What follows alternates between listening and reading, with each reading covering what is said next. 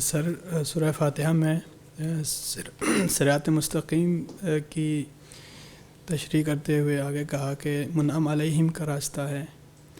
تو منعم علیہم شخصیات جس راستے پر چلے ہیں، اللہ تعالیٰ یہ بھی فرما سکتے تھے کہ اللہ کی ہدایت جو وحی کا راستہ ہے، اللہ کی ہدایت کا وحی کا جو راستہ ہے وہ صراط مستقیم ہے. یہ کیوں کہا کہ کچھ شخصیات ہیں جن پر انعام ہوا ہے وہ صراط مستقیم ہے؟ جی، میں نے اپنے انداز میں اسی بات کو سمجھانے کی کوشش کی ہے کہ یہ جملہ اگر ہم صرف ہدایت کے معنی میں لیں تو پھر ٹھیک نہیں ہے، کیونکہ پتہ نہیں نام یافتہ کہاں کہاں سے ہوں گے.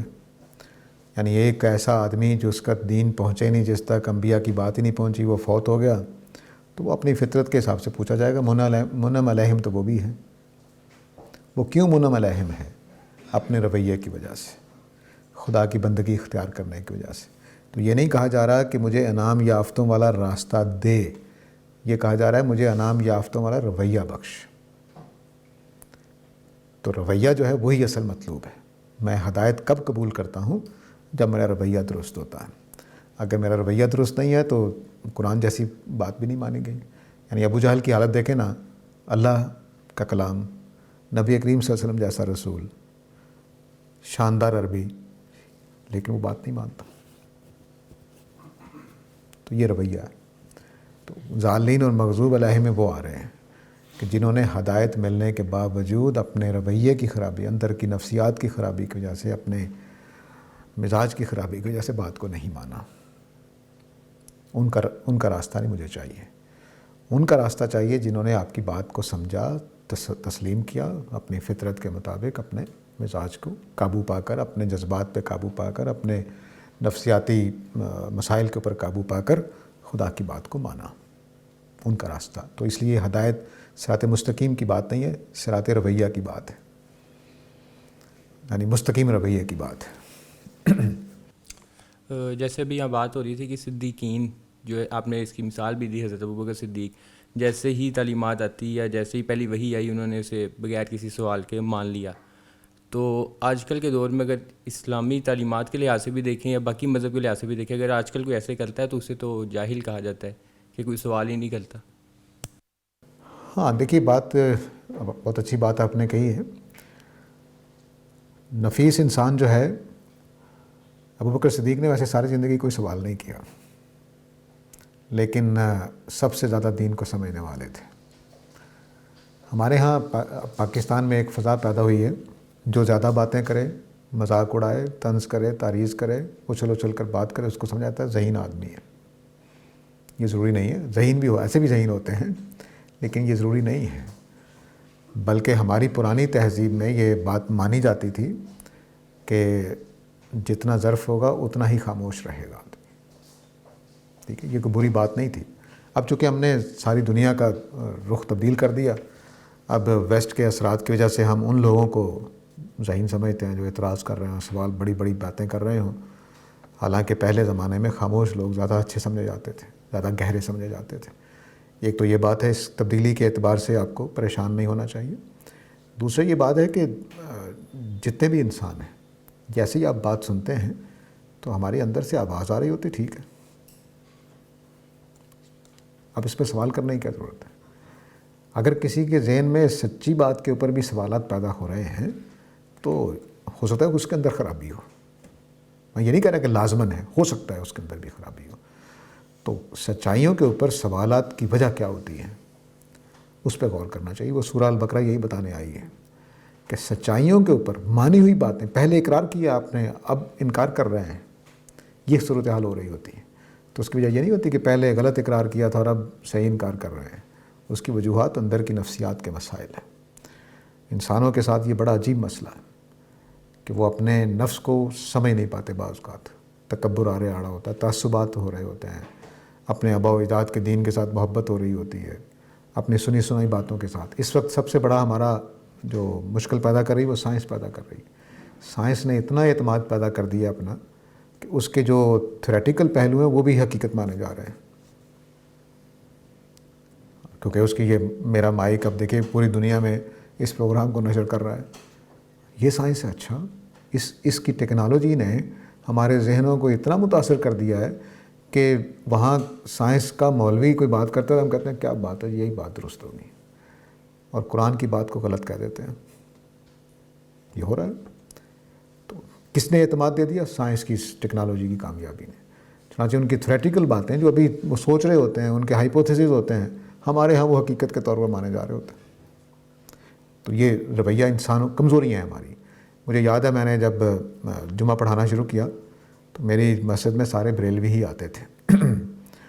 تو پورے محلے میں رہتے ہی وہی تھے، 2-1 اہل حدیث ہیں جو آتے ہیں اور 2-1 دیوبندی ہیں غالباً، باقی وہ محلہ بریلویوں کا ہے.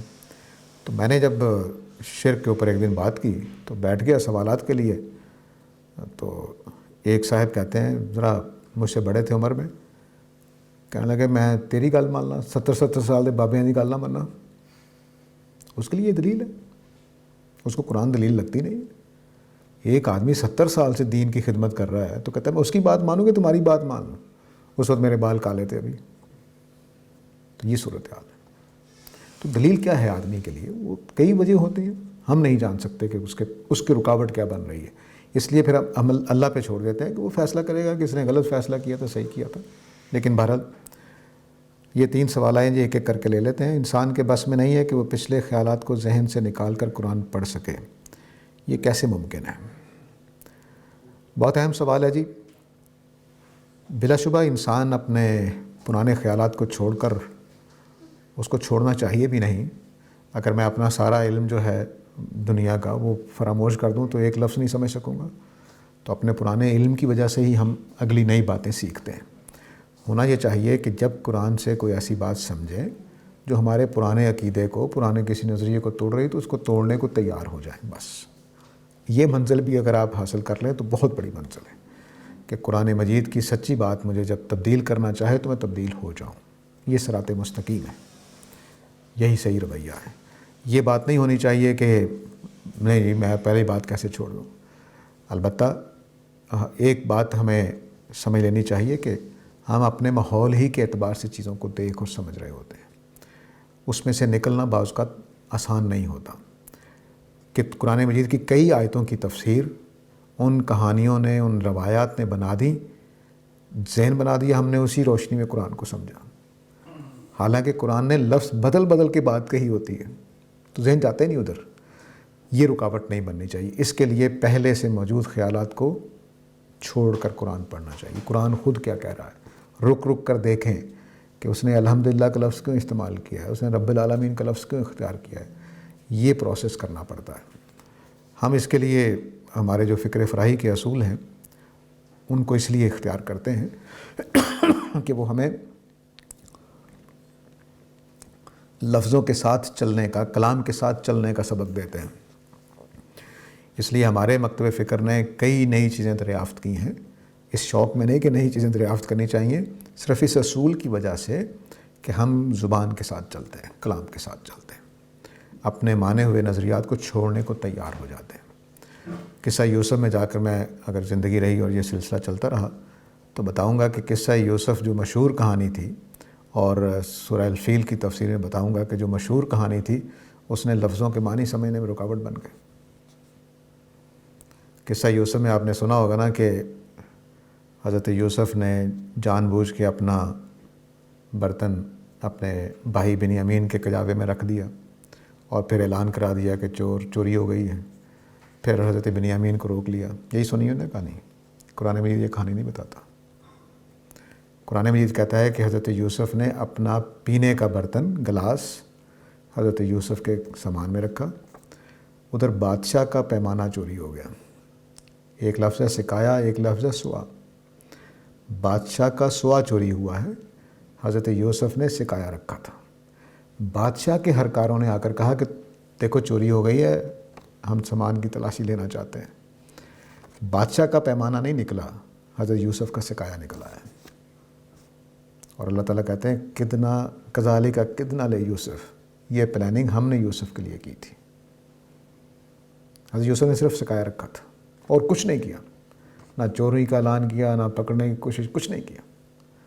لیکن ہماری کہانی اتنی مؤثر ہے ہمارے اوپر کہ ہم حضرت یوسف کو ان انبیاء میں شامل کرتے ہیں جنہوں نے جھوٹ بول کے اپنے بھائی کو پکڑا، نعوذ باللہ من ذالک۔ تو لفظ اللہ نے لفظ بدلے ہیں کہ بادشاہ کا پیمانہ یعنی ماپنے کا جو پیپا ہوتا تھا، آج کل ہمارے بچپن میں پیپا کہا جاتا تھا جس میں گندم ماپتے تھے، ایک پیپے میں غالباً 7-8 سیر گندم آ جاتی تھی، تو پیپا جو ہے وہ بادشاہ کا گم ہوا ہے اور حضرت یوسف نے سکایا رکھا ہوا ہے۔ قرآن نے الفاظ بدلے ہیں، ضمیریں بدلی ہیں، مذکر مؤنث ضمیریں نہیں، تو یہ مسئلہ ہو جاتا ہے۔ اور مولانا اصلاحی جیسے آدمی نہیں پکڑ سکے، حالانکہ مولانا فراہی اس کو بیان کر چکے تھے۔ اور بہرحال ایک سوال آپ لوگ کر لیں پھر ادھر آ جاتا ہوں میں، یہاں 3 سوال ہیں۔ سر میں یہ سوال پوچھنا چاہ رہا ہوں کہ ہمارے اندر وہ کون سا ایسا جذبہ ہوتا ہے جس کی وجہ سے ہم دوسروں سے مدد مانگنا شروع ہو جاتے ہیں، یعنی کہ ہماری سرشت میں کوئی ایسی چیز ہے جس کی وجہ سے ہم کسی نہ کسی درجے میں شرک کے مرتکب ہونا شروع ہو جاتے ہیں؟ ہماری سرشت میں حرص ہے، لالچ ہے، تمنائیں ہیں، وہ جب پوری نہیں ہوتی تو ہم ناجائز راستے اختیار کرتے ہیں۔ مثلا میرے پاس کپڑے نہیں ہیں شاندار پہننے کو، تو میں جائز طریقہ یہ ہے کہ کمائی کر لوں۔ دوسرا جائز طریقہ یہ ہے کہ اپنے بھائی سے ادھار مانگ لوں کہ میں نے شادی پہ جانا ہے، مجھے کپڑے اچھے چاہیے تو مجھے دے دو، لیکن ہم ناجائز طریقہ اختیار کر لیتے ہیں، رشوت لے کر بنا لوں، ٹھیک ہے۔ انہی ناجائز طریقوں میں سے ایک ناجائز طریقہ یہ ہے کہ اللہ سے مانگنا چاہیے، جائز طریقہ ہے، میں نے کسی بابا جی سے مانگنا شروع کر دیا، تمنا پوری کرنی۔ تو شرک اصل میں، شرک اور جرم دونوں جو ہیں ان کا وجہ ایک ہی ہے، وہ میری تمنائیں ہیں، میری ضرورتیں ہیں۔ ان دو کی وجہ سے ہم جائز راستہ بھی اختیار کرتے ہیں، بعض کا جائز راستے سے کام پورا نہیں ہوتا تو ناجائز راستے پہ چلا جاتا ہے۔ رشوت کیوں لیتا ہے ایک آدمی؟ اس لیے کہ انہیں اپنی عیاشیاں پوری کرنی ہیں، اپنی تمنائیں پوری کرنی ہیں، آرزویں پوری کرنی ہیں۔ جائز ضرورت میں اللہ تعالیٰ معاف کر سکتے ہیں کہ آدمی فاقے سے مر رہا تھا، اس نے آپ کی جیب سے 10 روپے چرا کر برگر کھا لیا تو اللہ تعالیٰ سزا نہیں دیں گے، لیکن صرف تمناؤں کے لیے یہ جرم ہو جاتا ہے۔ تو شرک بھی ایسے ہی پیدا ہوتا ہے، جرم بھی ایسے ہی پیدا ہوتا ہے۔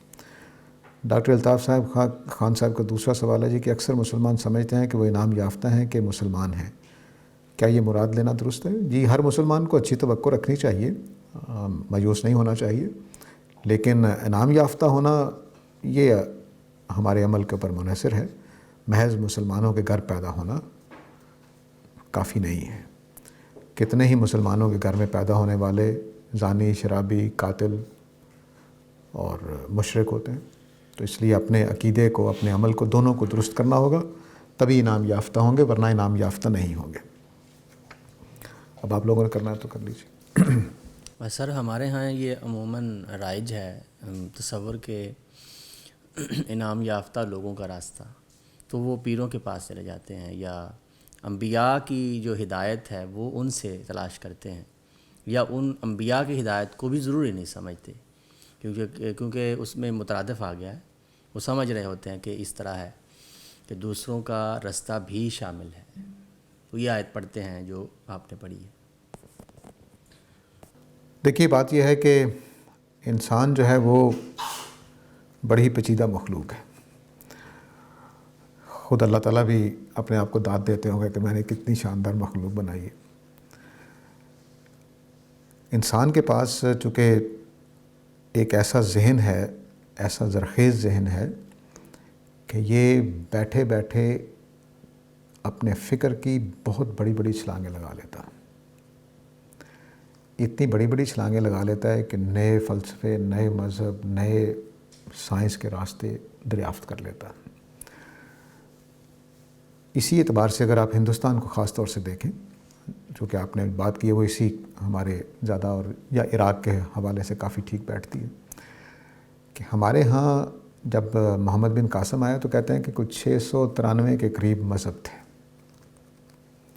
اس وقت بھی اگر ہندوؤں کو گنیں تو وہ کروڑ فرقے بنتے ہیں، وہ الگ الگ مذہب ہیں، ایک مذہب نہیں ہے وہ۔ تو جب ہم اس طرح بات کرتے ہیں کہ بھئی یہ سارے لوگ دوزخ میں چلے جائیں گے، اس وقت بھی اگر صرف مسلمانوں کو کامیاب سمجھیں تو مسلمان 1.25 ارب 1.5 ارب ہیں اور باقی 6 ارب آبادی دوزخ میں جائے گی۔ تو بڑا عجیب سا لگتا ہے. اب اس کے 2-3 جواب دیے جاتے ہیں. ایک یہ جواب دیا جائے گا کہ جی نہیں، راستے جدا جدا ہیں، منزل سب کی ایک ہے، سارے ہی بخشے جائیں گے. دوسرا جواب یہ دیا جاتا ہے کہ بھئی جو مجھے دیا گیا کہ میں 70 سال کے بابوں کی بات کر رہا ہوں، تو یہ جو کئی صدیوں سے جو فکر چلتی چلی آ رہی ہے ما وجدنا علیہ آباءنا، وہ غلط ہو جائے گی. میرے دادا جی دوزخ میں چلے جائیں گے، میرے نانا دوزخ میں چلے جائیں گے، میرے چچا، میرے خالو، یہ کیسے ہو سکتا ہے؟ وہ تو بڑے اچھے تھے، بڑے نیک تھے، بڑے مخلص تھے. اس وجہ سے پھر ہم یہ بتاتے ہیں جی نہیں بزرگوں نے یہ گلاں ٹھیک نے، مولوی صاحب تو ہمیں سختی کرتے رہتے ہیں. یہ پھر نظریہ وجود میں آتا ہے. تو سوال ایک ہی بڑا سوال ہے کہ کیا میرے پرکھوں نے جو باتیں غلط کیں اس کی وجہ سے دوزخ میں چلے جائیں گے؟ فرعون دیکھیں نا کتنی شرارت کی حضرت موسیٰ کے ساتھ. جب حضرت موسیٰ نے کہا کہ میرا اللہ ہے اور جو اس کا انکار کرے گا دوزخ میں جائے گا، جو شرک کرے گا خدا کے علاوہ کسی کو مانے گا، تو فرعون نے آگے سے کیا کہا؟ ہمارے آباء و اجداد کا کیا بنے گا؟ حضرت موسیٰ سیانے تھے، انہوں نے کہا کہ میرا رب جانتا ہے، نہ وہ کوئی چیز بھولتا ہے نہ کوئی فراموش کرتا ہے. بہت خوبصورت جواب. یعنی اگر حضرت موسیٰ کہتے کہ وہ دوزخ میں جائیں گے تو سارا دربار ان کے خلاف ہو جاتا. اگر وہ کہتے جنت میں جائیں گے تو پھر تم بات کیوں کرنے آئے ہو؟ ٹھیک ہے، ہم بھی اسی دین پر ہیں. تو انہوں نے ایسا جواب دیا کہ جواب بھی ہو گیا. تو یہ جو ساری روش ہے کہ بھئی ہمارے بزرگوں نے جو دریافت کیا ہے وہ بھی ٹھیک تھا، راستے الگ الگ ہیں، اس لیے وہ انبیاء کو. دوسری بات بھی سمجھ لیجئے کہ انبیاء کا دین ہی کامیابی کا ذریعہ ہے، اس کے علاوہ کوئی کامیابی کا ذریعہ نہیں ہے. لیکن ہم نے خود کچھ لوگوں کو انعام یافتہ مقرر کر لیا ہے جن کا کوئی ثبوت نہیں ہے.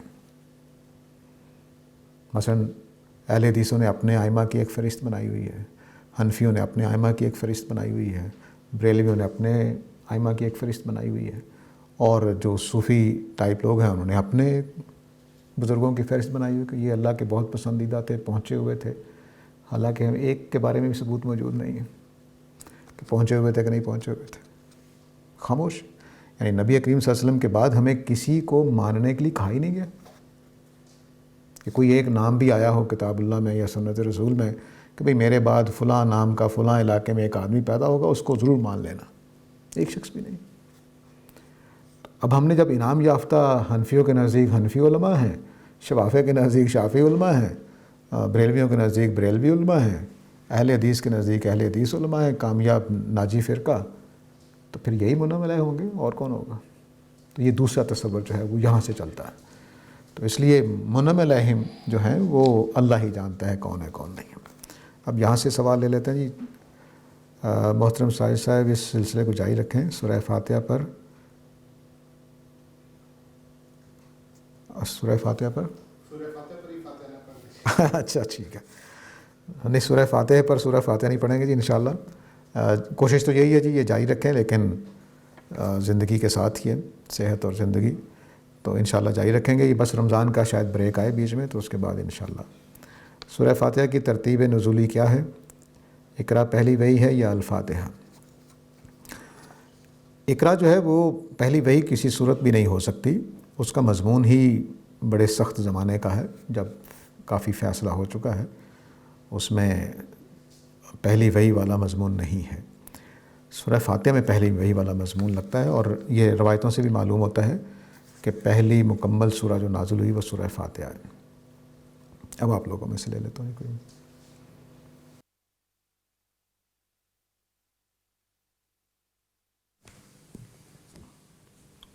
میرا سوال یہ ہے کہ سورہ فاتحہ کی آخر آیت میں جن انعام یافتہ لوگوں کا ذکر ہے تو ان سے مراد شہداء، صالحین اور نبی ہیں. تو نبیوں کے بارے میں تو ہم یہ بالکل واضح ہے کہ جو نبی ہیں ان کو ہر انسان ہماری تاریخ سے ہم واقف ہیں، لیکن شہداء اور صالحین ان کے بارے میں کیا یہ کوئی تعین کیا جا سکتا ہے کہ یہ لوگ شہداء اور صالحین ہیں، اس کے بعد کسی کو شہداء اور صالحین نہیں کہا جائے گا، یا قرآن نے باقاعدہ کسی کا نام لے کے یہ چیز واضح کی ہے؟ وہ چیز ایک مختلف وہ یعنی اگر کسی شخص کا نام ہمارے سامنے نہیں آتا تو پھر ایسے ہی جیسے ہماری سوسائٹی میں عموماً ہم مختلف بزرگ ہیں جو وہ بات ہوئی ابھی کہ ان کو ہم کہہ دیتے ہیں کہ اللہ کے انعام یافتہ ہیں، شہداء ہیں، صالحین لوگ ہیں. دیکھیے، ایک ہے ہمارے معاشرے میں بھی صالحین کا ہونا اور نہ ہونا، ایک یہ بات ہے، ایک یہ ہے کہ اللہ تعالیٰ نے کس کو صالح قرار دے دیا ہے، ان دونوں میں فرق ہے۔ نبی کریم صلی اللہ علیہ وسلم کے بعد، صحابہ کے بعد ہمارے پاس کوئی معلومات نہیں ہے کہ اللہ تعالیٰ کی نزدیک کون کون صالح آدمی ہیں، ہمیں نہیں معلوم، کیونکہ یہ دنیا میں ہم جانتے ہیں کہ ظاہری طور پر بہت نیک پرہیزگار آدمی، اندر سے وہ ہو سکتا ہے کہ کسی دوسرے مذہب کا آدمی بہروپ بدل کے آیا ہو، ہمیں نہیں پتہ ہوتا۔ اب مثلا میں آپ لوگوں کے سامنے بیٹھا ہوں، بتا سکتے ہیں کہ میں نیک نیتی سے قرآن پڑھا رہا ہوں یا کسی بری نیت سے؟ نہیں بتا سکتے، تو یہ بتانا ممکن نہیں ہے۔ تو جن کے بارے میں قرآن میں آ گیا، پرانی کتابوں میں آ گیا کہ وہ صالحین تھے، بس انہی کا ہم ذکر کر سکتے ہیں۔ مثلا قرآن مجید نے کہا ہے کہ بیت رضوان کے موقع پر موجود سارے صحابہ سے اللہ تعالیٰ راضی ہیں، ختم ہو گئی بات، وہ صالحین قرار پا گئے، ٹھیک ہے، رضی اللہ عنہ و رضوا عنہ کی منزل پہ پہنچ گئے۔ لوگ عام طور سے عشر مبشرہ کی روایت پیش کرتے ہیں، میں کہتا ہوں وہ واقعہ جو بیت رضوان کا ہے وہ 250-300 لوگ ہیں جن کی دنیا ہی میں جنتی ہونے کی بشارت ہو گئی۔ بدریوں کے بارے میں کہہ دیا کہ سارے بدری جنتی ہیں، ختم ہو گئی بات۔ تو یہ ان کے بارے میں فیصلہ آ چکا ہے، میرے آپ کے بارے میں نہیں آیا، ہمارے علماء کے بارے میں نہیں آیا، ہماری امت کے اکابرین کے بارے میں نہیں آیا۔ ہمارا احساس ہے کہ انشاءاللہ وہ نیک ہیں، انشاءاللہ جنت میں جائیں گے، صالحین قرار پائیں گے، لیکن فیصلہ اللہ کا ہمیں معلوم نہیں ہے۔ تو یہ فرق کر کے صالحین آج بھی ہو سکتے ہیں۔ یہ قرآن مجید میں سورہ الواقعہ میں بشارت ہے کہ 3 طرح کے لوگ ہیں، ایک سابقون السابقون ہے، ایک اصحاب الیمین ہے، ایک اصحاب الشمال ہے۔ سابقون کے بارے میں کہا ہے کہ انبیاء کے دور میں یہ زیادہ ہوتے ہیں، بعد والے دور میں تھوڑے ہوتے ہیں، اور جو اصحاب الیمین ہیں ان کے بارے میں کہا ہے پہلے دور میں بھی بہت ہوتے ہیں، بعد والوں میں بہت ہوتے ہیں۔ تو ہمارے ہم بھی انشاءاللہ بہت ہوں گے، اللہ نے خیر کیا۔ اور اصحاب الشمال کے بارے میں اللہ تعالیٰ نے خاموشی اختیار کی، وہ بھی پہلے بھی زیادہ ہوتے ہیں، بعد میں بھی زیادہ ہوتے ہیں۔ تو کیا سورہ فاتحہ ظاہر و باطنی بیماریوں کے لیے شفا ہے؟ دیکھیے، قرآن مجید پورا سورہ فاتحہ سمیت ہمارے ذہنی، ایمانی، عقیدے کے پہلو سے جتنی بیماریاں ہیں ان کا علاج کرتا ہے، لیکن اس علاج کا مطلب یہ نہیں ہے کہ آپ سورہ فاتحہ پڑھیں گے تو شفا ہو جائے گی، نہیں، سورہ فاتحہ کا پیغام سمجھیں گے تو شفا ہوگی، قرآن کا پیغام سمجھیں گے تو شفا ہوگی۔ بالکل ایسا ہی ہے کہ جیسے شہد کو اللہ تعالیٰ نے کہا ہے شفا ہے، تو شہد پئیں گے تو شفا ہوگی، دیکھنے سے شفا نہیں ہو جاتی۔ تو ہم قرآن مجید کو بس ورد پڑھتے ہیں تو دیکھنے والا عمل ہے، اس کا تاثیر ہمیں پہنچے گی جب اس کو سمجھیں گے۔ تو قرآن مجید ہمارے تعصبات کی، ہمارے اندر کی خرابیوں کی، ہمارے عقیدے کی، ہمارے نمازوں میں جو بے پرواہی ہوتی ہے اس کی کئی بیماریوں کا علاج کرتا ہے، سورہ فاتحہ بھی کرتی ہے۔ جیسے میں نے پہلی 3 آیتوں کے بارے میں بتایا کہ یہ میرا دنیا کے بارے میں زاویہ نظر بدلتی ہے، تو اس زاویہ نظر کے بدلنے کے بعد دنیا کا نقشہ یہ نہیں ہے کہ یہ رہنے کی دنیا ہے اور کھاؤ پیو عیش کرو، اور دوسری بات یہ ہے کہ مشکل آئے تو آدمی پریشان ہو جائے۔ یہ 3 آیتیں میرا سارا زاویہ نظر بدل دیتی ہیں۔ یہ دنیا اللہ تعالیٰ نے رحمت کی بنیاد پہ بنائی ہے، قیامت والے دن فیصلہ کرنے کے لیے بنائی ہے، ساری آزمائشیں اسی وجہ سے آ رہی ہیں۔ تو یہ میری کتنی بیماریوں کی شفا ہے، بے شمار، یعنی مشکلات سے آنے والی ساری بیماریوں کی شفا اس زاویہ نظر سے ہے جو سورہ فاتحہ عطا کرتی ہے۔ تو اس اعتبار سے بالکل ایسا ہی ہے۔ اب آپ لوگوں میں سے کوئی بات کہنا چاہتا ہے؟ ہم ادھر اقرار کرتے ہیں کہ تمام تعریفیں اللہ کے لیے ہیں، اور کسی اور کی تعریف کرنا، اور پھر آگے جا کے ہم کہتے ہیں کہ تجھی سے مدد مانگتے ہیں، اور جو ہم آپس میں ایک دوسرے کی مدد کرتے ہیں اور مدد مانگتے ہیں، وہ کس زمرے میں آئے گا؟ ہاں، بہت اچھا بات آپ نے کی ہے۔ مدد مانگنے کے 2 معنی ہیں۔ ایک مدد ہوتی ہے کہ مثلا میں نے آپ سے کہا یار میری مدد کر دیجئے، سامان میرے سر پہ رکھوا دیجئے، یہ اسباب کے تحت۔ فرض کر لیجئے میں نہر کے کنارے جا رہا تھا، پاؤں پھسلا، نہر میں ڈوبنے لگا، آپ کنارے پہ چل رہے تھے، تو میں نے آپ کا نام پکارا، کہا یار میری مدد کر دیں، ہاتھ پکڑیں، میرا باہر نکلنا چاہتا ہوں۔ آپ نے ہاتھ بڑھایا، یا اب نیچے بھی اترنا پڑا نہر میں، آپ اترے، اتر کے مجھے کنارے پر بٹھا دیا، یہ مدد جائز مدد ہے۔ اب میں گھر بیٹھا ہوا ہوں، میں نہر میں ڈوب گیا ہوں، آپ اپنے گھر بیٹھے ہوئے ہیں، میں نے آپ کو آواز دی، آپ کا نام کیا ہے؟ جنید صاحب آئیے مجھے بچائیے، آپ 3 میل کے فاصلے پر اپنے گھر بیٹھے ہوئے ہیں، یہ مدد ہو سکتی ہے؟ اس طرح کی مدد صرف خدا سے مانگی جائے گی۔ اسباب کے تحت مدد ہم ہر کسی سے مانگتے ہیں. وہ باپ بیٹے سے مانگ رہا ہوتا ہے, ہمسایہ سے مانگ رہا ہوتا ہے, دوست سے مانگ رہا ہوتا ہے. لیکن جو اسباب سے اٹھ کر مدد ہوتی ہے, جو خدا مدد کرتا ہے جس طرح کی, کوئی اسباب نہیں ہے, کوئی راستہ نہیں ہے, تو اس مدد کو مانگنا ناجائز قرار دیا. وہ شرک پیدا کرتی ہے. باقی کوئی مدد شرک پیدا نہیں کرتی. آپ خدا سے لیں, دوستوں سے لیں, بندوں سے لیں, کوئی حرج نہیں اس میں. کیا خدا تعالیٰ نے اپنے الفاظ انسان کے منہ میں ڈالے کہ تجھ سے ایسے مانگوں اور میری تعریف کرو؟ دیکھیے سورہ فاتحہ میں اللہ تعالیٰ نے کوئی تعریف نہیں کروائی ہے, نہ لوگوں سے کہا ہے میری تعریف کرو, نہ اللہ تعالیٰ نے کہیں کہا ہے کہ میری تعریف کیا کرو. یہ واضح رہنا چاہیے. میں نے عرض کیا تھا پہلے سیشن میں کہ ایک تو الحمدللہ کا مطلب ہے اللہ کا شکر ہے, لیکن اگر سب تعریفیں بھی ہوں تو وہ تعریف کے معنی میں نہیں ہے. اللہ تعالیٰ نے اپنی صفات کا ذکر کیا ہے, تعریفوں کا نہیں. دونوں کا معنی فرق ہے. میں نے مثال دے کر سمجھایا تھا کہ آپ میرے گھر آنا چاہیں تو میں آپ کو کہوں کہ جی میرے گھر آپ آ رہے ہیں, میرے والد صاحب بڑے سخت گیر آدمی ہیں, شرارتیں پسند نہیں کرتے, تو ذرا دھیان سے جائیے گا. تو اب میں نے اپنے والد صاحب کی ایک صفت آپ کو بیان کی ہے کہ آپ نے میرے گھر میں جا کر شرارتیں نہیں کرنی. یہ تعریف نہیں ہے, بدتعریفی نہیں ہے. اللہ تعالیٰ اس معنی میں اپنی صفات بتاتے ہیں کہ میں رحمان ہوں, مجھ سے یہ توقعات ہونی چاہیے, اس سے زیادہ نہیں. میں عادل ہوں, مجھ سے یہ توقعات ہونی چاہیے, اس سے زیادہ نہیں. تو اللہ تعالیٰ نے اپنی صفات بتائی ہیں, تعریفیں نہیں بتائی ہیں. نہ وہ کہتے ہیں میری تعریف کرو. جب اللہ تعالیٰ کہتے ہیں میری تسبیح کرو تو اس کا کیا مطلب ہوتا ہے, اس کو بھی سمجھ لیجئے. تسبیح کے معنی یہ ہوتے ہیں کہ دنیا میں جتنے بھی حادثات, برے واقعات, برے حالات ہوتے ہیں, اس میں یہ کہنا کہ اللہ غلطی سے پاک ہے. اور کائنات کے بارے میں یہ سوال پیدا ہونا کہ یہ اللہ نے کیا ڈرامہ رچا رکھا ہے, یہ کیا مصیبت پیدا کر دی ہوئی ہے, یہاں تو سکون ہی نہیں ہے ایک لمحے کے لیے. تو اس میں جملہ بولنا ہے کہ نہیں, اللہ غلطی سے پاک ہے, اللہ کا فیصلہ بالکل درست ہے. یہ شعور ہے جو تسبیح دیتی ہے ہمیں, نہ کہ اس کا مطلب ہے کہ بیٹھ کے اللہ کی تعریفیں کرنا. اللہ کو ہماری تعریفوں کی احتیاج نہیں ہے. اس نے ہماری تعلیم کے لیے بتایا ہے کہ میں کیا ہوں, میرے بارے میں تمہارا تصور کیا ہونا چاہیے. میرے خیال میں قرآن مجید کی سب سے بڑا کارنامہ یہ ہے کہ اس نے اللہ کا تعارف کرایا. پہلی کتابوں میں بہت گم ہو گیا ہوا ہے, اور پرانی ساری امتیں خدا کے تعارف سے صحیح واقف نہیں ہیں. یہود کے بارے میں اللہ تعالیٰ نے لکھا ہے کہ یہ مسلمانوں کے پاس جو یہودی جا کر بعض باتیں مان لیتے تھے کہ ہاں ہماری کتاب میں بھی لکھا ہوا ہے, تو وہ کہتے تھے کہ ان مسلمانوں کو نہ بتایا کرو, کل اللہ تعالیٰ حجت پکڑ لیں گے. یعنی ان کو یہ پتہ ہی نہیں تھا کہ اللہ تعالیٰ دل کے حالات بھی جانتے ہیں. یہ صورتحال تھی.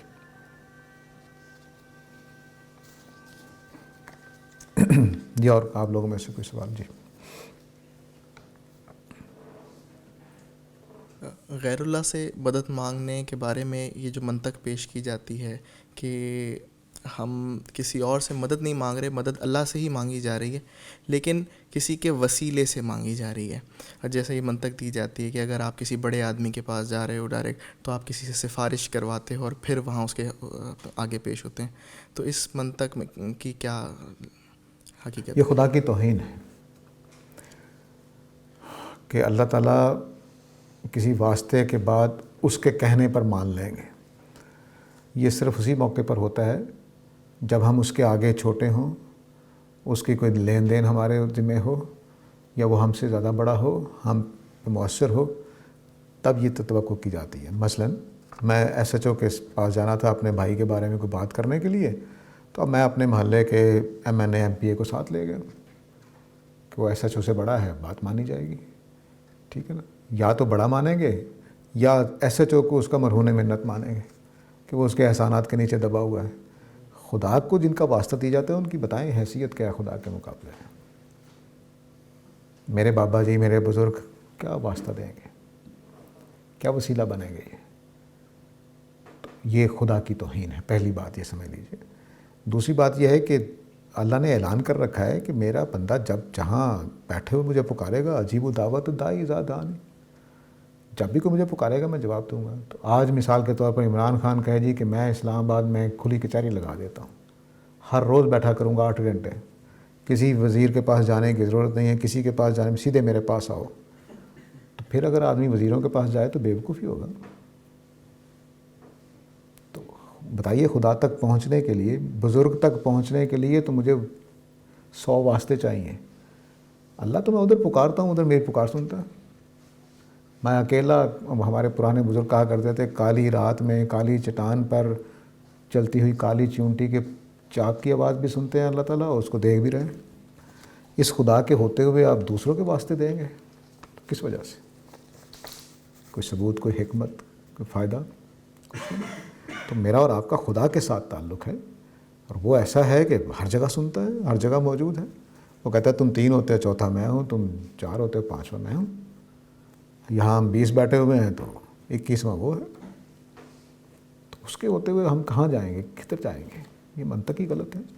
اب رہ گیا یہ کہ اللہ تعالیٰ گناہ گار آدمی کی شاید بات نہ سنائے. اس نے کہہ دیا میں توبہ بھی قبول کرتا ہوں، گناہ گاروں کی کرتا ہوں. کافروں کو اللہ تعالیٰ نے کہا تو واپس آ جاؤ تو میں تمہیں معاف کر دوں گا. ہم آپ تو صرف گناہ گار ہیں، کافر نہیں ہیں اس کے. بہت شکریہ ساحل صاحب. میں بہار ہندوستان سے آپ کا درس سن رہا ہوں. عبداللہ صاحب، بہت مہربانی جی آپ کی. اللہ کرے کہ بہار کا مطلب بہار ہو اور آپ بہار میں خوش رہیں. آپ لوگوں میں سے کوئی بات کہنا چاہتے ہیں؟ سر میں یہ سوال پوچھنا چاہتا ہوں کہ شرک کو قرآن پاک میں ظلم عظیم کہا گیا ہے، تو یہ جو ظلم ہے یہ کس پر ہے ظلم؟ ہاں، اصل میں ظلم کا مطلب ہوتا ہے کسی کا حق مار لینا. تو جب ہم اللہ کی بجائے کسی اور کو خدا بناتے ہیں تو حق مارتے ہیں اللہ کا. اللہ کو نقصان تو کوئی نہیں ہوتا، لیکن ظلم تو ہم کر رہے ہیں. یعنی ایک امیر آدمی ہے، آپ روزانہ اس کی جیب سے لاکھ روپیہ چوری کر رہے ہیں تو حق تو مار رہے ہیں، اس کو فرق نہیں پڑ رہا. تو اس سے کیا آپ کا ظلم ختم ہو جائے گا؟ تو آپ کا ظلم آپ کر رہے ہیں، آپ حق مار رہے ہیں. اس کو کوئی نقصان ہو رہا ہے کہ نہیں ہو رہا وہ ایک الگ بات ہے. تو ہم اللہ پہ ظلم کر رہے ہوتے ہیں اپنی دانست میں، وہ ایک الگ بات ہے کہ اس کو کوئی نقصان نہیں ہے. مالک یوم الدین کے معنی اونر کے ہیں یا مونارک کے؟ مالک کے معنی ہے کہ ٹوٹل اختیار اس کے پاس ہے. وہ اب مونارک سے ادا ہوتا ہے تب لے لیں، اونر سے آتا ہے تب لے لیں. سارا کنٹرول اس دن اللہ کا ہوگا. کسی کی جرت نہیں ہوگی کہ اس دن عدالت اپنے ہاتھ میں لے سکے، فیصلے تبدیل کرا سکے، اپنی مرضی کے لے سکے، رشوت دے کر، پیسے دے کر، اپنے آپ کو پیش کر کے، اپنی بیوی بچوں کو پیش کر کے فیصلے تبدیل نہیں کرا سکے. یہ ہے مطلب اس کا.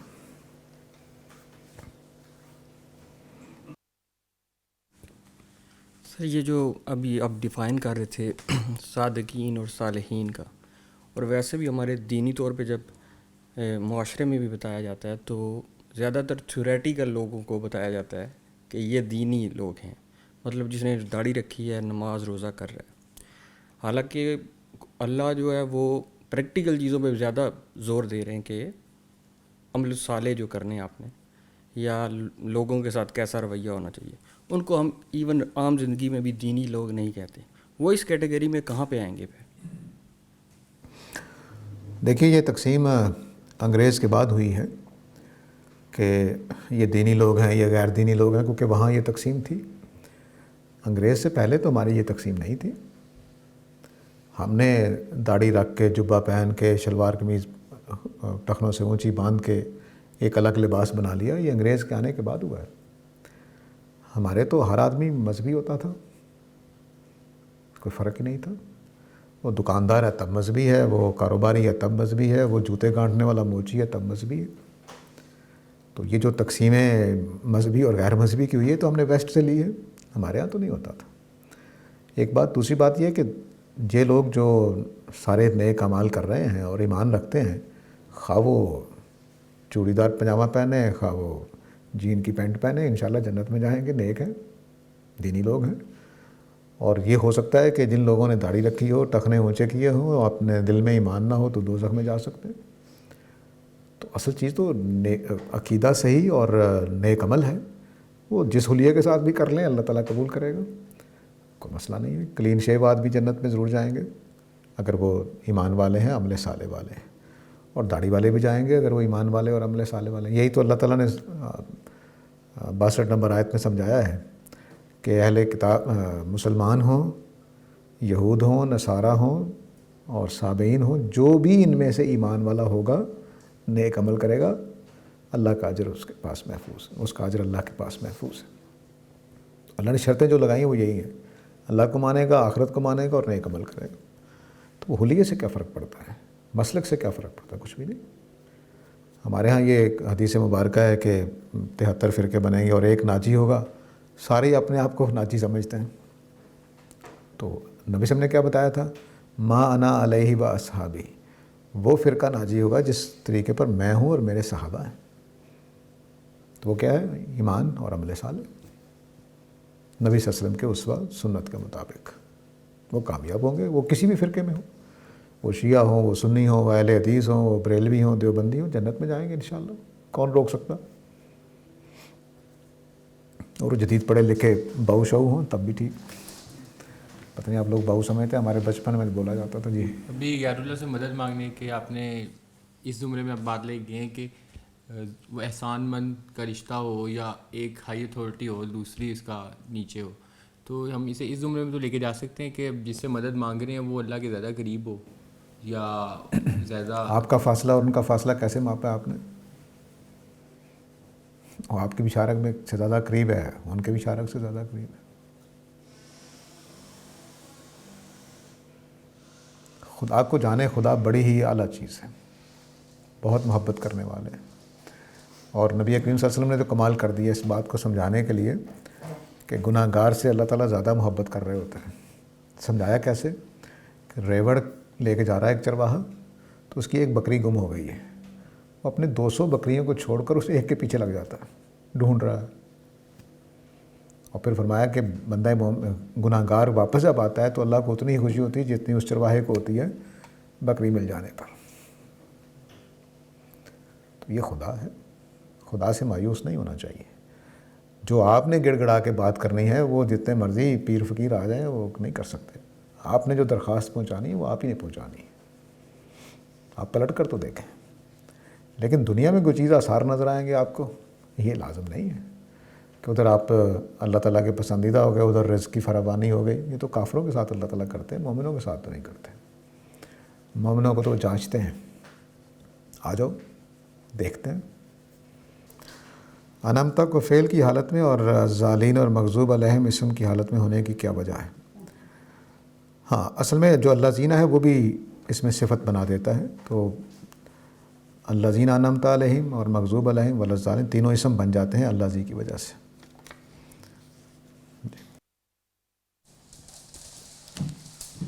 سر ابھی آپ نے کہا حلیے اور مسلک سے کوئی فرق نہیں پڑتا ہے، تو قرآن مجید میں مسلک کی مذمت کیوں کی گئی ہے پھر پہلے؟ دونوں باتوں میں جوڑ بتائیے گا. مطلب جو قرآن مجید میں وَتَعْصِمُوا بِحَبْلِ اللَّهِ کہ اللہ کی رسی کو مضبوطی سے پکڑو، مطلب مسلک پرستی کی مذمت کی گئی ہے. تو ابھی آپ نے کہا کہ مسلک اس سے کوئی فرق نہیں پڑتا. جی ہاں، میں سمجھ گیا بات آپ کی. دیکھیے، ایک ہے کہ مسلک پرستی، ایک ہے کہ کسی بھی مسلک کا آدمی ہے خدا کی خاطر ایسا کر رہا ہے، نیک اعمال نبی صلی اللہ علیہ وسلم والے کر رہا ہے جو بتایا تو جنت میں جائے گا. مثلا اپنے پاکستانیوں کو دیکھ لیجیے نا، دیوبندی، بریلوی، اہل حدیث، ان میں سے کون ہے جو جان بوجھ کے خدا کے خلاف جانا چاہتا ہے؟ کوئی بھی نہیں. اپنے اپنے مسلک کی اصولوں میں، ان میں بنائی ہوئی باتوں میں، اپنے بڑے لوگوں کی دیے ہوئے فتووں میں پھنسے ہوئے. یہی ہے نا بس. ان میں سے کوئی بھی ایسا نہیں ہے کہ مجھے نبی صلی اللہ علیہ وسلم کی بات معلوم ہو تو میں اس کو نہیں مانوں گا، اپنے بابا جی کی بات مانوں گا. تو یہ دوزخ میں جانے کا فیصلہ تب ہوگا کہ یہ اپنے مسلک ہو گئے. نبی صلی اللہ علیہ وسلم بھی آئے تب بھی میں مسلک کو نہیں چھوڑوں گا. نبی صلی اللہ علیہ وسلم بھی آ کر کہیں کہ یہ شرک ہے داتا صاحب کے مزار پہ جانا، تب بھی میں نہیں چھوڑوں گا. اگر یہ ہے تو یہ دوزخی آدمی ہے. اور اگر یہ نہیں ہے بلکہ وہ یہ سمجھتا ہے کہ نبی صلی اللہ علیہ وسلم کا دین یہی ہے اور وہ مخلص ہے اس معاملے میں، غلط فہمی لگی ہوئی ہے، تو غلط فہمیوں پہ اللہ تعالیٰ سزا نہیں دیں گے انشاءاللہ. تو شرط یہ ہے اللہ پر ایمان، آخرت پر ایمان، صحیح عمل کر رہا ہو تو انشاءاللہ جنت میں جائے گا انشاءاللہ، کسی بھی مسلک کا ہو. ہاں، جانتے بوجھتے گناہ کر رہا ہے، جانتے بوجھتے تو اچھے سے اچھے مسلک کا آدمی بھی دوزخ میں جائے گا. مثلا اگر کسی صحابی جو ایمان لے آئے ہیں وہ کبیرہ گناہ کر دیں گے تو ان کے بھی اعمال ضائع چلے جائیں گے. وہ ایک الگ چیز ہے کہ نیک سے نیک آدمی بھی غلطی کرے گا، جانتے بوجھتے جرم کر دے گا تو وہ دوزخ میں جائے گا، سزا پائے گا. اگر دوزخ میں نہیں گیا تو سزا پائے گا. لیکن ایک آدمی اپنے لحاظ سے وہ سمجھ رہا ہے، جیسے میں نے آپ کو بتایا کہ کہتا ہے 70 سال کے بابے نے میں تہاڈی گل مننا کیوں نہیں مننا، اس کے لیے اس کا 70 سال کا بابا ہونا ایک دلیل رکھتا ہے، اور وہ ایک سادہ مزاج آدمی ہے. اللہ تعالیٰ اس کی اس دلیل کو بھی سنیں گے انشاءاللہ. اگر وہ بے ایمانی نہیں کر رہا، ڈنڈی نہیں مار رہا. اصل چیز ہے ڈنڈی مار رہا ہے، بے ایمانی کر رہا ہے اور اپنے مسلک کو خدا کے مقابلے میں کھڑا کر رہا ہے، پھر مسئلہ ہے شدید قسم کا، پھر یہ کبیرہ گناہ ہے. پھر مسلک کو نبی صلی اللہ علیہ وسلم کی جگہ دینا ہے، ایک نیا نبی بنا لیا آپ نے. تو یہ خطرناک بات ہے. خالی کسی مسلک سے جڑے ہونا یہ کوئی بری بات نہیں. یہ ہمارے اسکول آف تھاٹ تھے، ہم نے اصول بنائے، ہم نے کہا جی ہمارا بنیادی دین ہمیشہ ایک رہا ہے کہ 5 نمازیں ہیں، روزے ہیں، تہجد پڑھنا ہے، یہ کرنا وہ کرنا، وہ سب ایک رہا ہے. اس کے بعد چھوٹی چھوٹی چیزوں میں فروعات میں اختلاف ہوئے، وہ آہستہ آہستہ مسلک بن گئے. تو اس سے کوئی فرق نہیں پڑتا اگر آدمی نیک نیت ہے، خدا کے ساتھ جڑنے کے لیے ایسا کر رہا ہے اور اصل دین کو اپنائے ہوئے، اور جیسے ہی قرآن کی بات سامنے آ جاتی ہے اپنی بات کو چھوڑ دیتے ہیں، تو بس ٹھیک، وہ صالح آدمی ہے انشاءاللہ. اس طرح کے سوال کرنا جس کا پتہ ہے کہ جانتے بوجھتے کہ سوال جائز نہیں ہے، جیسے قرآن کی اوتھینٹیکیشن پہ سوال کرنا، اللہ کے ہونے نہ ہونے پہ سوال کرنا، کیا اس طرح کے سوال کرنے پہ بھی گناہ ہے؟ نہیں، کوئی گناہ نہیں ہے. اگر آپ مذاق اڑانے کے لیے نہیں کر رہے، سمجھنے کر رہے ہیں، آپ کے واقعی جینوئن سوال ہے، ضرور کریں، کوئی گناہ نہیں ہے. نبی کریم صلی اللہ علیہ وسلم سے آ کر لوگ پوچھتے تھے کیا ثبوت ہے آپ کے رسول ہونے کا، تو کیا وہ گناہ کر رہے ہوتے تھے؟ ان کے ذہن میں سوال ہے، پوچھا جائے گا. قرآن مجید نے دیکھی کتنے سوالوں کے جواب دیے ہیں، کتنے اعتراضات کے جواب دیے ہیں. قرآن بھرا ہوا ہے سوالوں اور اعتراضات کے جوابات سے. ہم تو چونکہ میں اپنی رائے کے غلط نہیں ہونا پسند کرتا، اس لیے آپ کو اجازت نہیں دیتا سوال کرنے کا. قرآن میں نہیں روکا، بے شمار سوالات ہیں. آگے دیکھیے گا کیا اللہ تعالیٰ ذہن میں پیدا ہونے والے سوال کا جواب بھی دیتے ہیں. تو وہ تو نہیں چھوڑتے، ہم ناراض ہو جاتے ہیں، تیری ایسی کی ضرورت، تم نے سوال کر دیا. تو سوالات ذہن میں بیٹھے رہیں گے تو زیادہ خطرناک ہے. ان کو زیر بحث لے آئیں گے تو ہو سکتا ہے تسلی ہو جائے.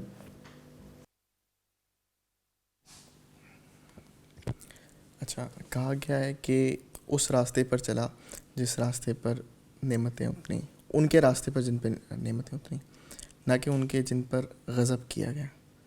یہ غضب کن لوگوں پر کیا گیا، اس کی تھوڑی تشریح فرمائیں. قرآن مجید نے آگے چل کر بتایا ہے کہ جن لوگوں پر اللہ تعالیٰ کے رسول آئے، رسول نے آ کر بات بالکل دو ٹوک واضح کر دی، لیکن بات واضح ہونے کے باوجود، سارے سوالات ختم ہو جانے کے باوجود، سارے اعتراضات کے جواب مل جانے کے باوجود انہوں نے انکار کر دیا، تو اللہ تعالیٰ کی طرف سے ان پر سزا نازل ہوئی.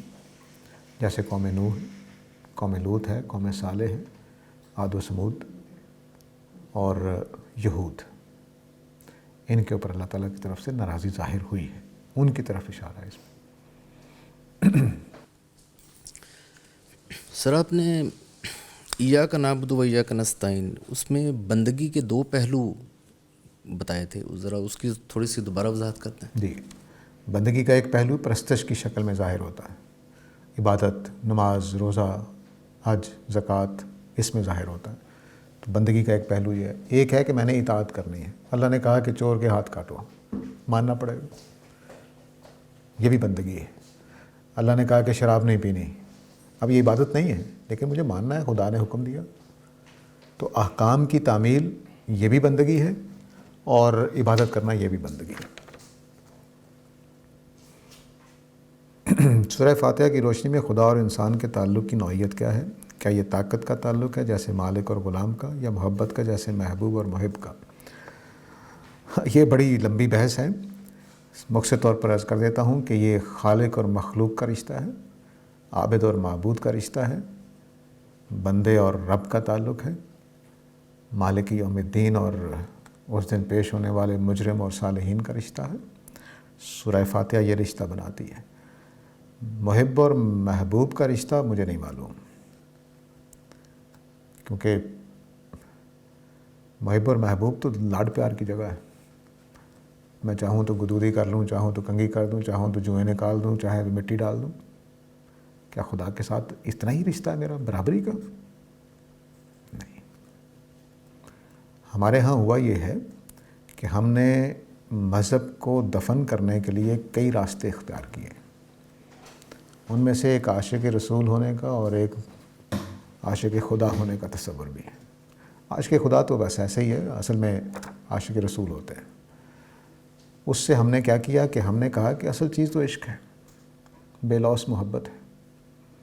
بے لوث محبت کے بعد باقی کسی چیز کی ضرورت نہیں ہے۔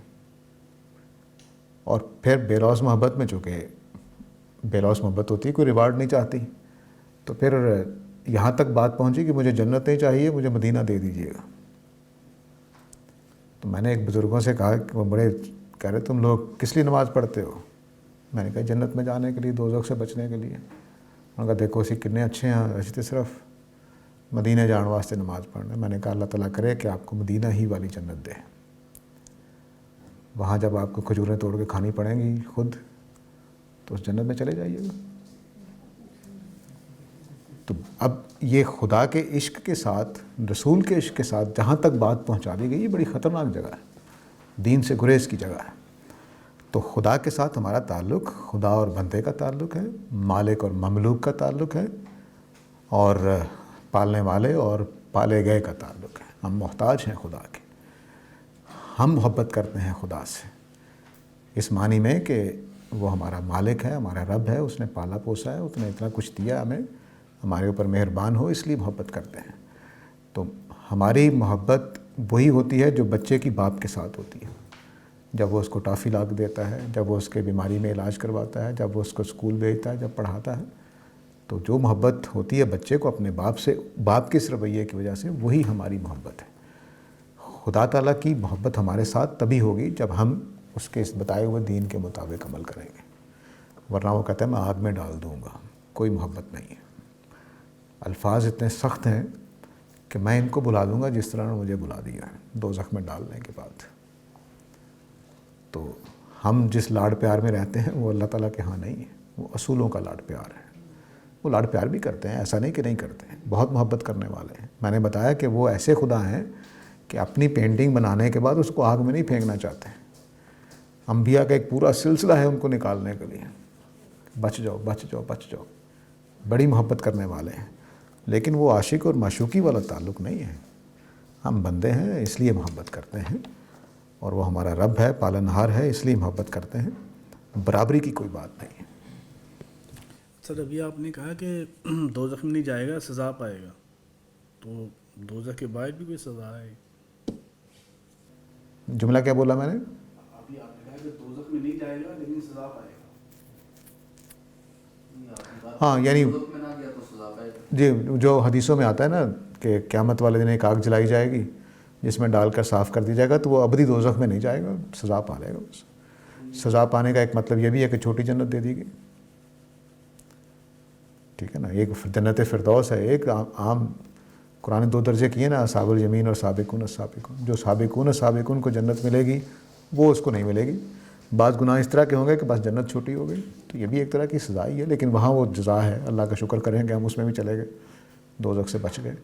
تو اب دوزخ میں نہیں جائیں گے، اس کی ایک آگ قیامت والے دن لگائی جائے گی، وہیں جلا کر صاف کر دیا جائے گا، وہ عارضی طور پر جلائی جائے گی۔ نبی صلی اللہ علیہ وسلم نے فرمایا کہ اس میں ڈالے جائیں گے تو ایسے نکلیں گے جیسے گندم کے سنہرے دانے۔ تو یہ قیامت کے دن کی آگ ہے، نہ کہ دوزخ کی آگ ہے۔ تو اس کو لوگوں نے دوزخ کی آگ سمجھ لیا، لیکن وہ نبی صلی اللہ علیہ وسلم بتا رہے ہیں کہ وہ جلائی جائے گی ان کے لیے جن کے گناہ ایسے ہوں گے۔ اصل میں 3 طریقے سے قیامت والے دن گناہ معاف ہوں گے۔ ایک تو ہم نے توبہ کی ہوگی، وہ دنیا کے ساتھ ہے۔ آخرت میں جا کر 3 چیزیں ہمارے کام آ سکتی ہیں۔ ایک یہ کہ جس کو اللہ تعالیٰ نے کہا ہے کہ نظر لا ینظر الیہم ولا یزکیہم ولا یکلمہم، 3 چیزیں ہیں۔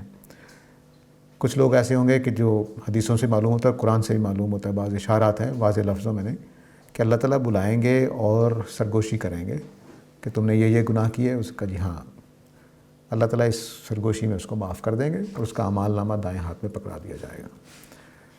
دوسرے وہ لوگ ہوں گے کہ جن سے اللہ تعالیٰ نظر عنایت ڈالیں گے، بس کافی ہے، یعنی ان کے گناہ اتنے کم تھے کہ بس نظر محبت ڈال دی، نظر مغفرت کہہ لیں، ان کے گناہ معاف ہو جائیں گے۔ تیسرے وہ لوگ ہوں گے کہ جن کو یزکیہم، جن کا تزکیہ کیا جائے گا، کسی چیز میں ڈال کر صاف کیا جائے گا۔ وہ جیسے ہم آپ کے جو ہوتے ہیں یہ لٹن روڈ پہ سلنسر وغیرہ بنانے والے، اور دیکھیے انہوں نے آگ جلا کر اس میں سلنسر رکھے ہوتے ہیں، جلا کے ان کی تیل جلا دیتے ہیں، صاف ہو جاتا ہے وہ۔ تو اللہ تعالیٰ بھی قیامت والے دن ایک آگ جلائیں گے جس میں لوگوں کو ڈال کر صاف کر لے، وہ گھنٹے کے لیے ہو، 2 گھنٹے کے لیے ہو، 1 دن کے لیے ہو، مجھے نہیں معلوم، حدیثوں میں واضح نہیں ہے، اس میں ڈال کر صاف کر دیا جائے گا۔ اب آپ کا تزکیہ ہو گیا، کیونکہ تزکیہ والے ہی جنت میں جانے ہیں، تو آپ کا تزکیہ ہو گیا۔ تو یہ 3 عمل ہونے ہیں قیامت والے دن کچھ لوگوں کے ساتھ، یہ سارے تینوں کے تینوں جنت میں چلے جائیں گے، نظر عنایت والے، نجوہ والے، سرگوشی والے اور یزکی والے۔ اللہ تعالیٰ نے کہا ہے کہ میں اہل کتاب جو نبی صلی اللہ علیہ وسلم کو نہیں مان رہے، ان کے ساتھ یہ تینوں کام نہیں کروں گا، یعنی آخری امید بھی ان کی ٹوٹ جائے گی۔ ایک ہے کہ آدمی اپنے اعمال کی وجہ سے اصحاب الیمین یا سابقون میں شامل ہو گیا، یہ تو پہلے ہی جنتی ہیں، ان کا اللہ تعالیٰ کہہ رہے ہیں حساب یسیر ہوگا۔ ان کے علاوہ قیامت والے دن جو اپنے عمل کی وجہ سے اصحاب الیمین نہیں بن سکے، ان کے ساتھ یہ 3 کام ہوں گے اصحاب الیمین بنانے کے لیے، تو اس لیے ان کو سزا وہی مل جائے گی، یہ دوزخ میں نہیں ڈالے جائیں گے۔ ابھی جنت و جہنم کا فیصلہ ہوا نہیں، تو آپ یہ کیسے کہہ سکتے ہیں کہ فلاں شخص نیک ہے تو اس کا وسیلہ بنایا جائے؟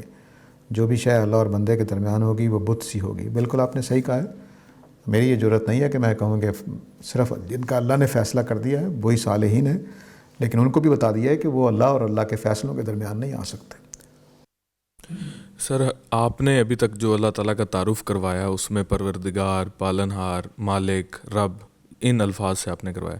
ہمارے ہاں ایک نظریہ اللہ تعالیٰ کو ایک جیسے بولتے ہیں کہ کوئی سیاسی بادشاہ کے طور پہ بھی کروایا، بادشاہ تو کہا ہی جاتا ہے لیکن سیاسی قسم کا بادشاہ کے طور پہ کروایا جاتا ہے، تو کیا اللہ تعالیٰ کی اس طرح کی بھی کوئی حیثیت ہے ہمارے ہاں؟ اصل میں ہمارے ہاں انگریز کے آنے کے بعد ایک انقلاب آیا تھا روس میں انقلاب نے یہ زوال یافتہ امت کو یہ نظریہ دیا کہ نظریے کی بنیاد پر ہم بھی انقلاب لا سکتے ہیں۔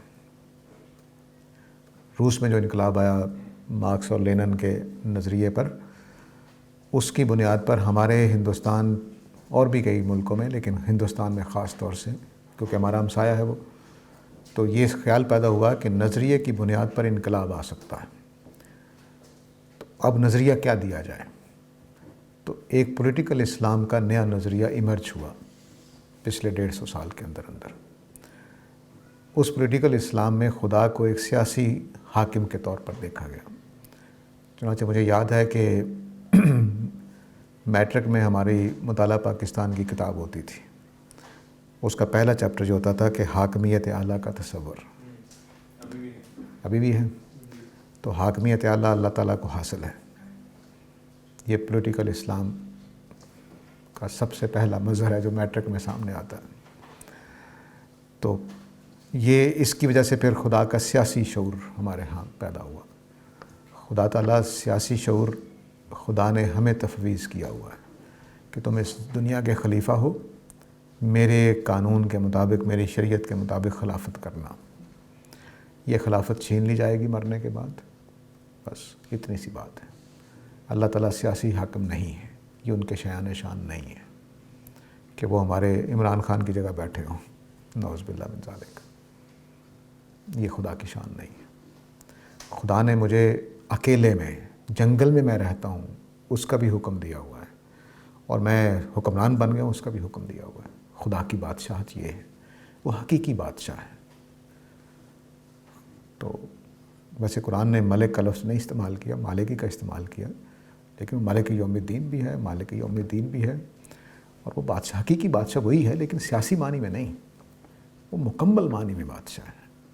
بناوٹ اس کی، تخلیق اس کی، فطرت اس کی، سوچیں اس کی، شعور اس کا، احکام اس کے، بندگی اس کی، عبادت کا لائق وہ، یہ بادشاہت اس کے پاس ہے۔ اس کے پاس اس نے وزیر اعظم شپ کیا کرنی ہے، توہین کرنے والی بات ہے۔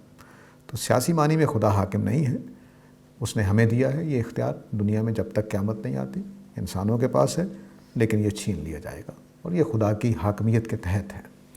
ہم بڑے بادشاہ کے نیچے چھوٹے بادشاہ بنائے گئے ہیں، حقیقت ہماری یہ ہے۔ تو وہ غیب میں ہے، اس لیے ہمیں خلیفہ کہا گیا۔ اگر اللہ تعالیٰ سامنے ہوتے تو پھر ہمیں خلیفہ نہ کہا جاتا۔ پھر سچی بات ہے ہمارے پاس اختیار ہوتا بھی نہ. اب ہمارے پاس اتنا اختیار ہے کہ ہم آپ صرف اپنی ان خفیہ تحریکوں کی داستان اٹھا کے دیکھ لیں کہ انسان کیا کیا کرتے ہیں. یعنی اچھے خاصے شریف لوگوں کو غائب کر دینا, مار دینا, بے گناہوں.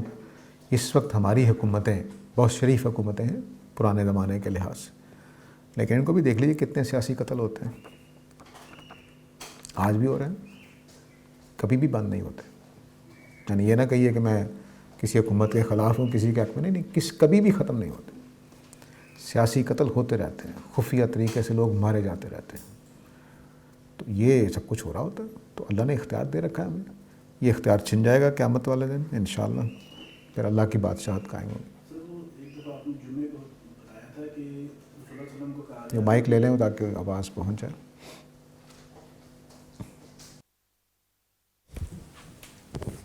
جمعہ کا خطبے میں آپ نے بتایا تھا کہ رسول اللہ صلی اللہ علیہ وسلم سے اللہ نے کہا تھا کہ اگر آپ کامیاب نہیں ہوتے تو آپ کو اٹھا لیا جائے گا, جیسے حضرت عیسیٰ کو اٹھایا گیا تھا. تو یہ میں پوچھنا تھا یہ کس جگہ پہ ہے قرآن میں؟ یہ 2-3 جگہ پہ ہے. میں آیتیں نمبر وغیرہ یاد نہیں ہوتے مجھے, تو میں انشاءاللہ آپ کو بتا دوں گا. کسی کو سورہ یونس میں ہے ایک مقام پہ میرا خیال ہے. ہاں جی, آپ کچھ کہہ رہے تھے. ابھی جو آپ نے بیان کیا کہ وہ 3 طرح کا جو سرگوشی, اور یہ کس جگہ پہ ہے؟ یہ بھی ہے قرآن میں کس جگہ پہ ہے؟ یہ بھی کیا چیز؟ اللہ پاک اپنے پاس لا کے سرگوشی کریں گے یا تزکیہ کریں گے؟ یہ سورہ بقرہ میں ہے. سورہ بقرہ میں. ہاں جی. آیت نمبر میں بتا رہا ہوں کہ مجھے یاد نہیں ہوتے, بعد میں بتا سکتا ہوں دیکھ کر. تو وہ قرآن مجید میں جی دونوں بتا دوں گا انشاءاللہ. اگر کوئی بیماری میں موت کے ڈر سے توبہ کر لے تو کیا اللہ کبیرہ گناہ معاف کر دے گا؟ یا موت کے فرشتے دیکھنے سے پہلے توبہ قابل قبول ہے, لیکن توبہ کے بارے میں یاد رکھیے کہ توبہ کا مطلب یہ نہیں ہے کہ بس توبہ کر لی. توبہ کے 3 حصے ہیں, تینوں پورے کرنے چاہیے. ایک توبہ کا پہلا حصہ ہے گناہ کا اعتراف, دوسرا ہے اللہ سے معافی مانگنا, اور تیسرا ہے کمپنسیشن کرنا, تلافی کرنا. تو اگر آپ مثلا کبیرہ گناہ کیا ہے تو اس کی تلافی کر سکتے ہیں تو کرنی پڑے گی, تلافی نہیں کر سکتے تو متعلقہ آدمی سے معافی مانگنی پڑے گی. وہ فوت ہو گیا ہے, معاف بھی نہیں کروا سکتے, تو پھر آپ اللہ کی راہ میں کوئی خرچ کریں گے, کفارہ ادا کریں گے کہ یا اللہ یہ مجھے معاف کر دے, میں توبہ کر رہا ہوں. تو یہ لازم ہے. خالی توبہ گناہوں میں اللہ تعالیٰ کے ہاں یوں کہہ لیجئے کہ خالی صرف توبہ کر لینا یہ اتنا مؤثر نہیں ہے. ہمیں نہیں معلوم قبول ہو کہ نہ ہو, لیکن اگر آپ تلافی کی مثلا نماز سے مثال لے لیجئے کہ آج آپ کی مغرب رہ گئی تو اب آپ گناہگار ہیں, آپ مغرب پڑھیے اور ساتھ توبہ کیجیے. 3 رکعت مغرب کی پڑھنی پڑیں گی, خواہ آپ رات 1 بجے پڑھ رہے ہوں. تو یہ تلافی ہے. مغرب کے 3 رکعتیں پڑھنا تلافی ہے, اور اللہ تعالیٰ سے معافی مانگنا یہ توبہ ہے. یہ کرنا پڑے گا, وگرنہ توبہ ادھوری ہوگی, پتہ نہیں قبول ہوتی ہے کہ نہیں ہوتی. سر یہ بیت رضوان کا مختصر پس منظر کیا ہے اس کا, یہ بتائیے. جب صلح حدیبیہ کے موقع پر عمرہ کرنے گئے ہیں تو حضرت عثمان گئے ہوئے تھے سفیر بن کر, تو افواہ پھیل گئی کہ حضرت عثمان کو شہید کر دیا گیا ہے. تو اس موقع پر نبی کریم صلی اللہ علیہ وسلم نے بیعت لی کہ اگر ایسا ہوا ہے تو پھر ہم بدلہ لیں گے. تو ایک درخت کے سائے میں یہ بیعت لی گئی. نبی صلی اللہ علیہ وسلم کے ہاتھ پہ لوگوں نے ہاتھ رکھ کر یہ عہد کیا کہ ہم اس کا بدلہ لیں گے. اس کے لیے اللہ تعالیٰ نے پھر یہ الفاظ بولے ہیں کہ ان ہاتھوں کے اوپر اللہ کا ہاتھ تھا, اور یہ بیت رضوان اس لیے کہ اللہ تعالیٰ راضی ہو گئے اس میں. یہ ہے مختصر طور پر اس کا. تو بدر میں سارے لوگ جنتی قرار دیے گئے جو بدر میں شریک ہوئے تھے. بیت رضوان میں جو تھے ان سے اللہ راضی ہوا, اور آخری صورتوں میں جا کر بھی اللہ نے کہا رضی اللہ عنہم ورضوا عنہ. تو صحابہ کی بہت بڑی تعداد ہے جن کو دنیا ہی میں صالحین جنتی قرار دے دیا گیا تھا, صرف 10 مبشرہ نہیں ہے. سر جب کبھی بھی کسی کے ساتھ ڈسکشن ہوتی ہے تو کئی دفعہ ڈسکشن اس موڈ پہ آ جاتی ہے کہ صحیح غلط کا فیصلہ ہونے لگ جاتا ہے. تو اس میں اگر آپ کے پاس کچھ, آپ نیک نیتی سے وہ ڈسکشن کر رہے ہوتے ہیں لیکن آپ کے پاس کوئی جواب نہیں پھر یا کوئی اعتراض نہیں بچتا اس بات کا جو آپ کے سامنے کی جا رہی ہوتی ہے, لیکن آپ کا دل اس چیز پہ مطمئن نہیں ہوتا, تو کیا دل کے اطمینان میں نہ آنے کی بنا پر آپ کوئی فیصلہ کر سکتے ہیں؟ یعنی کہ اگر مجھے کوئی کہے کہ آپ شیعہ ہو جائیں اور مجھے اس پہ دلائل دے اور میرے پاس کوئی جواب نہ بچے اس دلیل کو توڑنے کا, لیکن میں اندرونی طور پر راضی نہیں ہو پا رہا, مجھے اطمینان نہیں پہنچ رہا, تو کیا وہ اطمینان نہ پہنچنا؟ جی, اطمینان کا نہ ہونا ایک دلیل ہو سکتی ہے آپ کے لیے. اگر آپ کا اطمینان نہیں ہو رہا دلائل سننے کے باوجود, تو اس کا جائزہ لیں کہ مجھے اطمینان کیوں نہیں ہو رہا. بعض اوقات یہ ہوتا ہے کہ آدمی کی کچھ دوسری رکاوٹیں ہوتی ہیں, لیکن اکثر جگہ پہ جب اطمینان نہ ہو رہا اور آپ مخلص ہوں بات سننے میں, تو اس کی وجہ یہ ہوتی ہے کہ کہنے والے کی بات آپ کے دل میں بیٹھے ہوئے سوال کا جواب نہیں دے رہی ہوتی, اور آپ کو بھی پتہ نہیں ہوتا کہ میرے ذہن میں کیا سوال ہے. اس حالت میں پھر اکیلے بیٹھ کے غور کرنا چاہیے کہ میرے ذہن میں وہ کیا بات ہے جس کو اس کی بات اطمینان نہیں دلا رہی.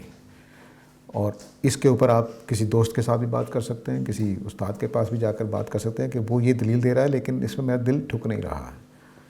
تو جب آپ بات کریں گے تو سوال آپ کا ہو سکتا ہے سامنے آ جائے.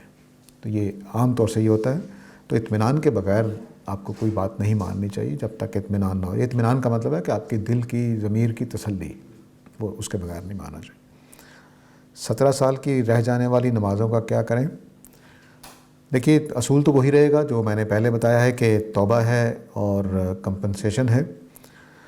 لیکن اگر آپ مثال کے طور پر محسوس کرتے ہیں کہ 17 سال کی نمازیں نہیں پڑھ سکیں گے, تو پھر ایک پکی سچی توبہ کریں, کوئی کفارہ ادا کر دیں. لیکن بہرحال نمازیں پڑھے بغیر چارہ نہیں تھا. ہمارے ہاں 2 مسلک بنے ہیں. ایک مسلک عمومی طور پر جمہور امت کا ہے, اور ایک مسلک بنا ہے ابن حزم رحمہ اللہ کا. ابن حزم کہتے ہیں کہ بس پکی سچی توبہ کر لیں, نمازیں پڑھنے کی ضرورت نہیں ہے جب اتنی زیادہ ہو جائیں. دوسرا مسلک ہماری جمہور امت کا ہے, وہ کہتے ہیں کہ آپ اگلے 17 سال اپنے نفل وغیرہ چھوڑ دیں اور نفلوں کی جگہ آپ پرانی نمازیں پڑھتے رہیں. مثلا آپ نے ہر ظہر کے ساتھ 4 فرض ظہر کے پڑھنے ہیں اور نفل وغیرہ چھوڑ دیں.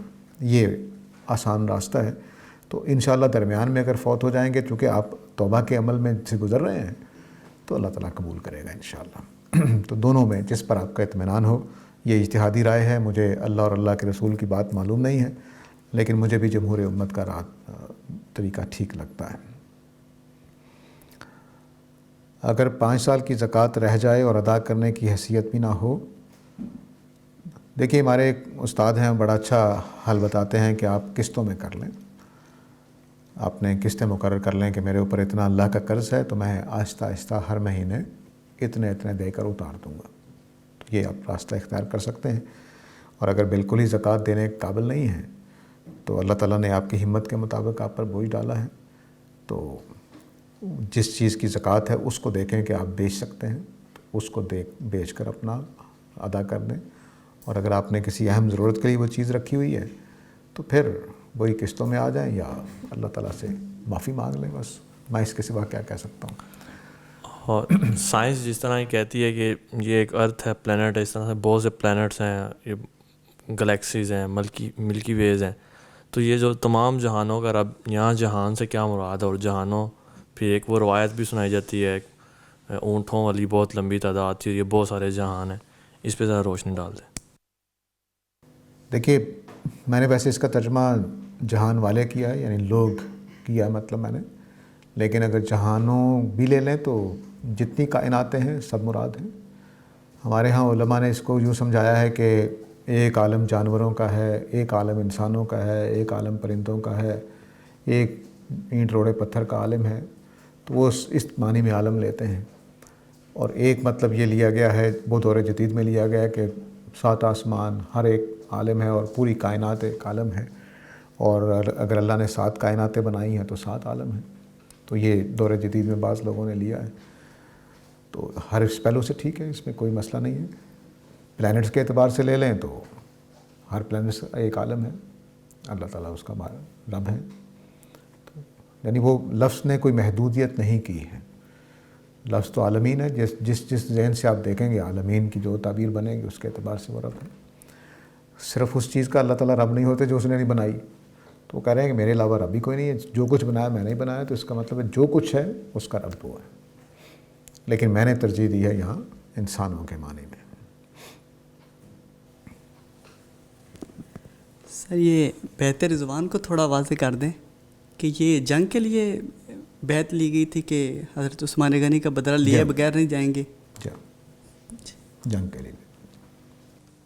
سر یہ اخلاقی لحاظ سے بھی یہ معاہدہ ہو سکتا تھا یا جنگ کی ضرورت تھی, بیعت لینا ضروری تھی؟ بہت اچھی بات آپ نے کہی ہے. دیکھیے جنگوں کی اور امن کی اخلاقیات میں بنیادی تو ایک ہی یکسانیت ہوتی ہے, لیکن سفیر کو قتل کرنا یہ بین الاقوامی قانون میں, علاقائی قانون میں کبیرہ گناہ ہوتا ہے, کبیرہ جرم ہوتا ہے. سفیر کو قتل نہیں کیا جاتا خواہ وہ جو مرضی کر جائے. تو جب سفیر کو قتل کیا جاتا ہے تو یہ اعلان جنگ ہوتا ہے. یہ اسی اخلاقیات پر کھڑا تھا. ایسا نہیں تھا کہ انہوں نے کوئی ایک آدمی مار دیا اور جنگ کی فیصلہ کر لیا گیا, پھر تو ایک آدمی کی سزا دی جائے گی. یعنی ایک آدمی قتل ہوا تو ہم بھی ان کے ایک آدمی کا مطالبہ کریں گے جو قاتل ہے اس کا, بس. لیکن جب سفیر کو قتل کیا جاتا تو یہ قوم کے خلاف اعلان جنگ ہوتا. آپ امریکہ کے سفیر کو ذرا ماریں, امریکہ کا کیوں, افغانستان کے سفیر کو ماریں, اندازہ ہو جائے گا آپ کو. تو یہ دنیا میں سفیر کو امن کیا اسے کہتے ہیں شیلڈ حاصل ہوتا ہے کہ یہ اس کو مارا نہیں جائے گا. یعنی سفیر آپ کے دربار میں کھڑا ہو کر آپ کے بادشاہ کو گالیاں دے جائے تو آپ صرف ناراضی کا اظہار کر سکتے ہیں, بس. مار نہیں سکتے اس کو. ماریں گے تو آپ نے قوم کے خلاف اعلان کر دیا. تو قوانین جو ہوتے ہیں علاقائی سیاسی, ان کی اپنی ایک اخلاقیات ہوتی ہیں. غدار دیکھیے نا, غدار قتل کر دیا جاتا ہے, اس نے تو کوئی قتل نہیں کیا ہوا. تو یہ سیاسی قوانین بھی اتنی ہی اہمیت رکھتے ہیں جتنے اخلاقی قوانین ہوتے ہیں.